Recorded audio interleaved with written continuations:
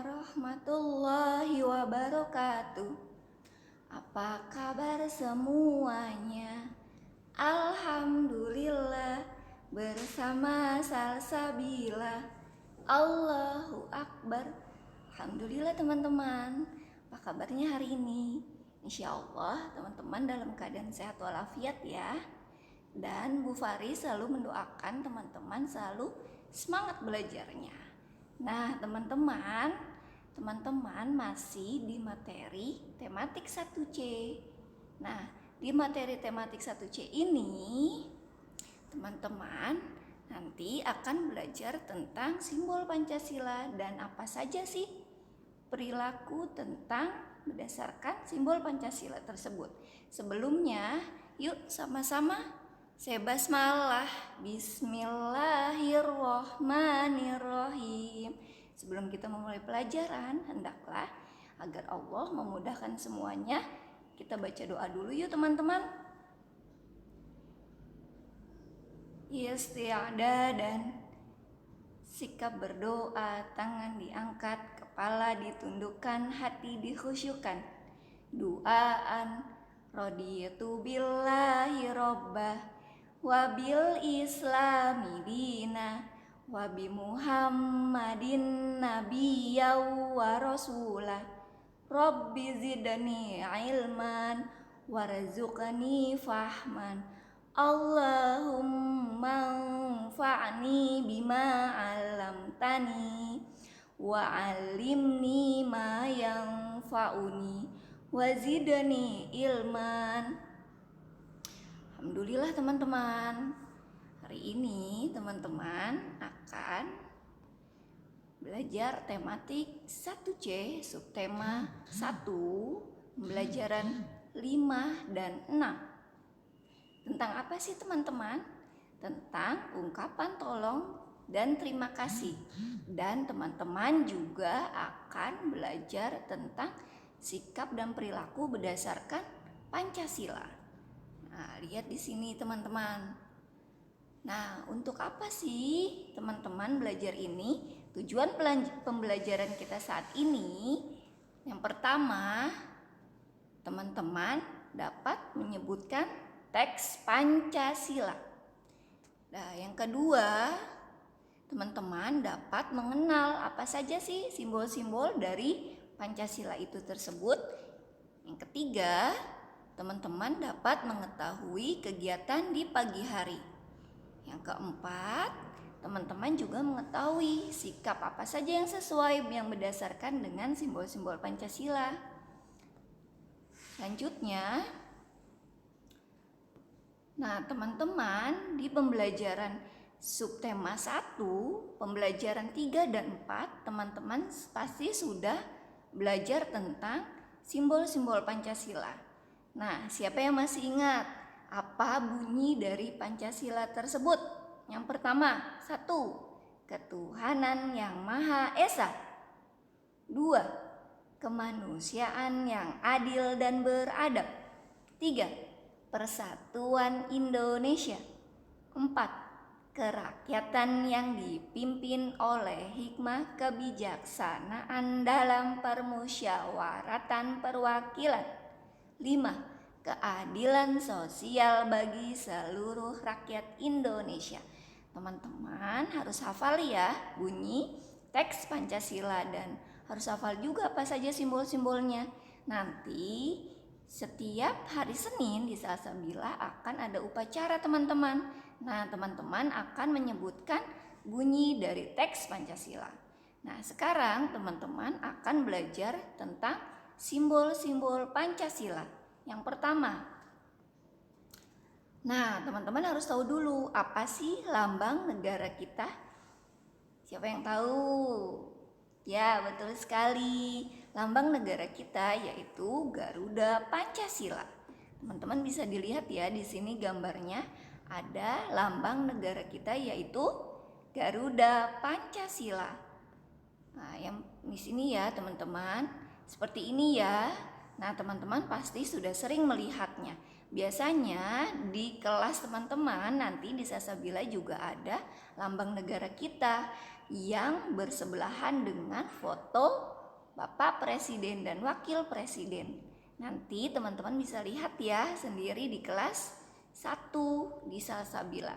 Nah, setelah itu teman-teman, tadi Bu Fari sudah menyebutkan bunyi Pancasila yang pertama, yaitu ketuhanan yang Maha Esa.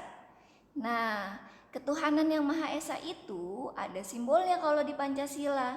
Apa sih simbolnya? Tuhan itu satu, Esa. Jadi apa ya teman-teman? Kita lihat di sini.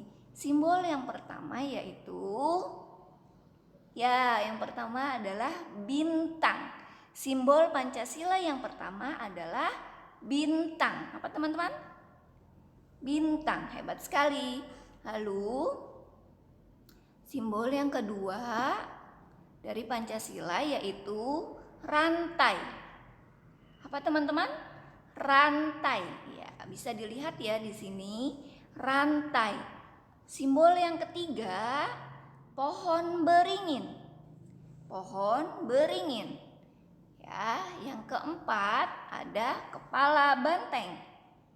Nah, yang kelima ada padi dan kapas. Jadi, kalau di Salsabila, teman-teman mengingatnya kalau Bu Fari belajarnya simbol yang pertama pakai gerakan teman-teman, bintang.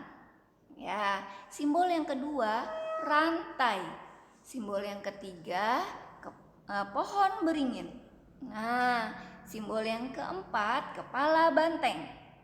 Simbol yang kelima padi dan kapas. Nah, nanti kita sama-sama belajar ya di Salsabila. Nah, selanjutnya teman-teman, Bu Fari akan mengulang kembali materi yang sebelumnya. Nah, berdasarkan gambar teman-teman bisa melihatnya sendiri. Sedang apa mereka semua? Di sini ada teman kita sedang melakukan kegiatan di pagi hari teman-teman. Nah, bisa dilihat. Pembelajaran 5 dan 6 itu masih seputar pembelajaran kegiatan pagi hari. Biasanya teman-teman kalau pagi hari itu apa saja yang teman-teman lakukan?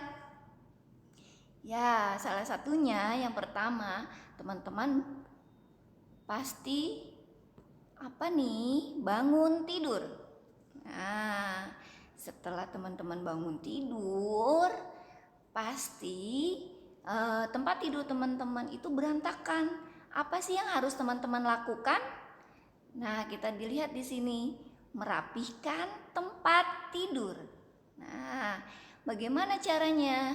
Teman-teman harus rapikan dari bantal, guling, selimut, sampai kasurnya harus rapi. Itu adalah kewajiban teman-teman yang harus dilakukan setiap harinya. Tidak boleh minta bantuan orang tua atau mbak di rumah. Teman-teman harus bisa belajar mandiri. Habis bangun tidur, teman-teman merapikan tempat tidur. Selanjutnya, teman-teman juga tidak lupa apa yang harus dilakukan setelah bangun tidur. Mandi. Habis mandi, teman-teman tidak lupa sarapan pagi. Nah, sarapan pagi ini dilakukan. Kenapa teman-teman harus sarapan pagi? Karena untuk menjaga kesehatan tubuh teman-teman. Setelah teman-teman sarapan, teman-teman pastikan akan melakukan aktivitas. Jadi biar tidak lemah atau lemes, teman-teman harus diisi dulu perutnya, yaitu harus sarapan pagi. Harus makan makanan yang sehat ya tentunya. Setelah teman-teman selesai sarapan pagi, teman-teman pasti melakukan aktivitas ke sekolah. Nah, pamit deh bersama ayah dan ibu di rumah ya. Teman-teman berangkat ke sekolah. Nah, selanjutnya teman-teman akan belajar tentang ungkapan penyampaian tolong dan terima kasih. Setelah teman-teman tadi belajar simbol-simbol Pancasila, bunyi Pancasila, dan kegiatan apa saja yang dilakukan di rumah pada saat pagi hari, teman-teman akan belajar ungkapan penyampaian tolong dan terima kasih. Teman-teman bisa dilihat di sini ada contohnya. Setiap hari kita berkomunikasi bersama ayah, bunda di rumah, adik. Nah, segala sesuatu yang bisa teman-teman lakukan, teman-teman harus lakukan sendiri. Seperti ini contohnya, ada keluarga Nina sedang makan bersama ayah dan bunda. Nah, bunda menyampaikan kepada Nina, setelah selesai tolong rapikan piringnya. Nah, teman-teman, kira-kira siapa yang bundanya pernah berucap seperti itu? Ya, jadi kalau teman-teman setelah makan, kewajiban teman-teman harus menyimpan kembali piringnya ke dapur. Jadi teman-teman, ungkapan tolong itu pasti teman-teman ucapkan di setiap harinya. Mau meminta tolong, misalnya ambilkan sesuatu, ambilkan barang, tapi teman-teman berucapnya dengan cara tolong atau meminta tolong, ya, seperti bundanya Nina di sini. Setelah selesai tolong rapikan piringnya. Nah, itu ada ucapan kata tolong ya teman-teman. Itu disebutnya penyampaian tolong. Jadi teman-teman tidak boleh sembarangan berucap, "Mah, ambilkan piring," misalkan. Boleh tidak seperti itu teman-teman? Ya, tidak boleh ya. Karena itu tidak sopan. Teman-teman harus menggunakan kata tolong. Nah, di sini ada juga percakapan ayah dan bunda tentang kata tolong. Nah, di sini akan Bu Faris bacakan ya. "Tolong siapkan sarapan ya Bu," kata ayah. "Sudah Ibu siapkan di meja makan ayah." Nah, terus gambar yang kedua, "Deli, tolong ambilkan piring di dapur ya." "Baik Bu." Nah, seperti itu ya teman-teman. Percakapan yang ketiga, "Ayah, hari ini tolong antarkan Deli ke sekolah ya." "Baik Bu." Gambar yang keempat di percakapannya, "Ayah, nanti tolong antarkan Deli membeli buku koperasi ya." Kata Deli. Kata ayah, "Tentu saja Deli." Nah, itu semua sudah berupa kata permintaan tolong. Jadi, teman-teman harus juga menggunakan kata tolong ya. Kalau teman-teman mau meminta apa teman-teman? Meminta bantuan kepada seseorang. Pasti teman-teman semuanya sudah paham. Nah, selanjutnya ungkapan penyampaian terima kasih. Setelah teman-teman ditolong, biasanya apa sih yang teman-teman lakukan? Ya, misalnya, "Deli, tolong ambilkan buku ini ya." Misalnya Bu Fari meminta tolong. Setelah Deli ambilkan buku, Bu Fari mengucapkan apa kalau sudah ditolong teman-teman? Ya, betul sekali, mengucapkan terima kasih. Nah, kita lihat ya, bagaimana sih bentuk ucapan terima kasih berdasarkan percakapan ibu bersama Deli. Fari bacakan ya, kalau teman-teman di rumah membaca juga boleh. "Terima kasih, Deli sudah membantu ibu." Nah, kata Deli, "Sama-sama ibu." Jadi teman-teman biasakan kalau sudah dibantu, teman-teman harus mengucapkan kata terima kasih. Selanjutnya, kata Nina, "Jangan lupa ucapan terima kasih setelah diberi pertolongan." Sama siapa saja, sama ayah, bunda, adik, kakak, semuanya. Kalau teman-teman sudah dibantu, teman-teman harus ucapkan terima kasih. Selanjutnya, teman-teman akan belajar tentang contoh lain dari sikap yang sesuai berdasarkan Pancasila. Nah, dari percakapan yang tadi kita sudah dengar, yang sudah teman-teman simak, itu juga berkaitan dengan contoh perilaku berdasarkan Pancasila. Apa saja ya teman-teman? Kita lihat di sini. Berdasarkan gambar yang pertama, berdoa sebelum belajar. Nah, kalau teman-teman berdoa sebelum belajar, teman-teman sedang meminta kepada siapa? Tuhan kita? Ya, betul sekali, kepada Allah.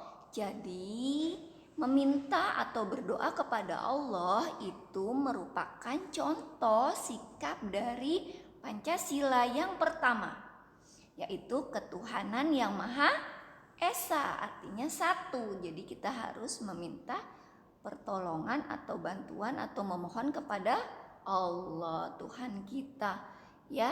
Jadi contoh berdoa sebelum belajar adalah contoh sikap berdasarkan Pancasila yang pertama.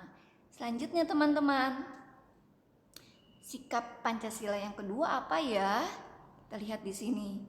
Nah, teman-teman, nanti kalau teman-teman sudah masuk ke Salsabila, teman-teman pasti mempunyai banyak sekali teman. Nah, berbagi makanan kepada teman itu adalah contoh kepedulian kita kepada sesama. Itu masuk ke Pancasila yang kedua. Siapa yang tahu bunyi Pancasila yang kedua? 1. Ketuhanan yang Maha Esa. 2. Kemanusiaan yang adil dan beradab. Jadi teman-teman harus saling berbagi kepada sesama. Ya, karena itu merupakan bunyi atau contoh sikap Pancasila yang kedua, yaitu peduli terhadap sesama. Yang ketiga, selanjutnya teman-teman akan belajar contoh sikap Pancasila yang ketiga. Pancasila yang ketiga apa sih bunyinya?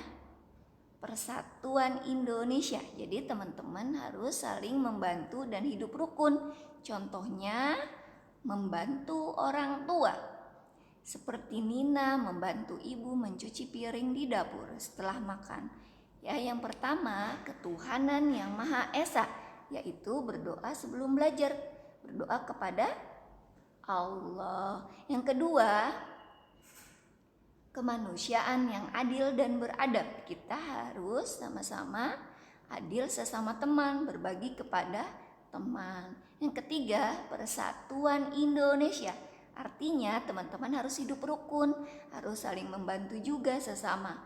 Contohnya seperti Nina membantu orang tua di rumah. Ya, itu adalah contoh 3 sikap berdasarkan sesuai Pancasila. Nah, teman-teman, tadi setelah teman-teman sudah mengetahui sikap apa saja yang berdasarkan Pancasila, teman-teman juga harus mengenal bunyinya berdasarkan contoh sikapnya. Ketuhanan yang Maha Esa, contohnya berarti kita harus bertakwa kepada Allah. Sila yang kedua, kemanusiaan yang adil dan beradab. Contohnya teman-teman harus menolong kepada teman yang sedang kesusahan. Nah, sila yang ketiga, persatuan Indonesia. Berarti harus bekerja sama, harus sama-sama saling tolong menolong karena manusia itu tidak bisa hidup sendiri. Sila keempat, kerakyatan yang dipimpin oleh hikmah, kebijaksanaan dalam permusyawaratan perwakilan. Jadi teman-teman harus saling bermusyawarah atau hidup rukun. Tidak boleh saling berselisih. Apa itu berselisih? Berselisih artinya bertengkar, ya, atau teman-teman sedang melihat temannya sedang bertengkar. Nah, teman-teman harus bisa mendamaikan temannya yang sedang bertengkar sesuai dengan Pancasila yang keempat. Selanjutnya, sila yang kelima yaitu keadilan sosial bagi seluruh rakyat Indonesia. Teman-teman harus bisa adil kepada semua kelompok, semua orang. Ya, membagi makanan secara rata atau bermain dengan rukun, itu harus teman-teman lakukan seperti bunyi Pancasila yang kelima. Harus berteman baik kepada teman. Nah, teman-teman, tadi Bu Faris sudah bahas ya simbolnya. Yang pertama simbolnya adalah, sama-sama yuk kita praktekkan, bintang. Ya, sekali lagi, simbol yang pertama apa teman-teman? Bintang. Yang kedua, rantai. Nah, teman-teman bisa praktekkan rantai. Yang ketiga, pohon beringin. Ya, pohon beringin itu bentuknya besar teman-teman. Jadi teman-teman harus bersatu. Nah, yang keempat, kepala banteng. Yang kelima, padi dan kapas. Sekali lagi ya. Simbol yang pertama sama-sama bintang. Simbol yang kedua, pohon rantai. Simbol yang ketiga, pohon beringin. Simbol yang keempat, kepala banteng. Simbol yang kelima, padi dan kapas.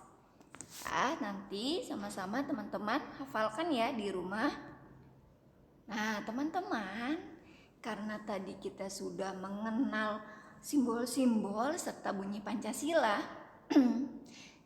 ada baiknya teman-teman menyimak lagu berdasarkan video yang Bu Fari sampaikan.